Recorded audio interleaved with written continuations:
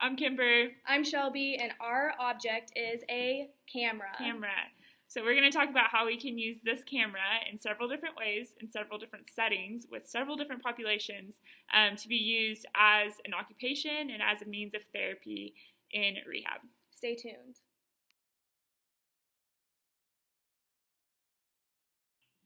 So one of the first things with taking a picture is stabilization.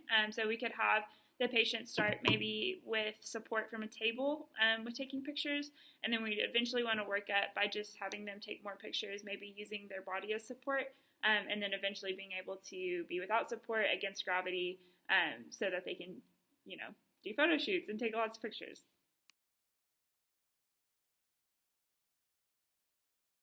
So another way a camera could be used is to assess a client's sequencing capabilities. You can present the camera to the client and see if they can initiate taking the lens cap off, manipulating the buttons, turning the camera on, and ultimately taking the picture. This could be used as an assessment at the beginning of an evaluation with a client to test their sequencing abilities, or as therapy to work on initiating and sequencing the steps of using a camera.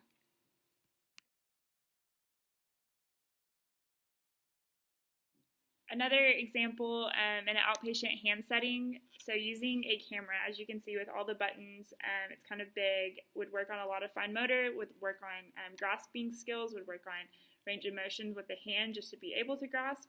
So having the patient take a camera and take pictures throughout the day of things that are difficult for them now that weren't before, and then just things that aren't difficult, and then bringing those to therapy, and we can sort them. So it would be therapeutic in itself, having the patient take the pictures and also give the therapist an idea of things that the client is struggling with, and then things that they are not.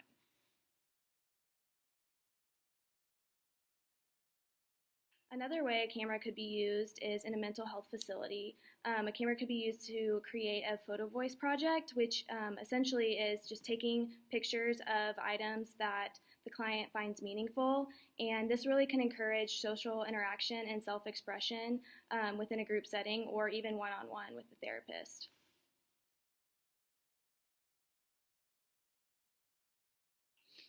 So a lot of times cameras are used in social settings, and so if you have a client that you are working on social interaction skills, one thing we thought of would be to use the camera as kind of an excuse to start conversations with people.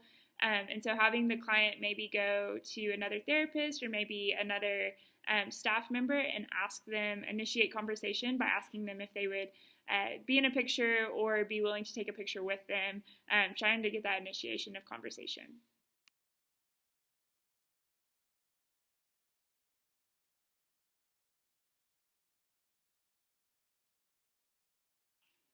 Reporting live from TTU. Your face. Sorry. Keep going. Okay. Reporting live from TTU HSC Study Room 260B. We're here with Kimberly, and my name is Shelby Hamilton.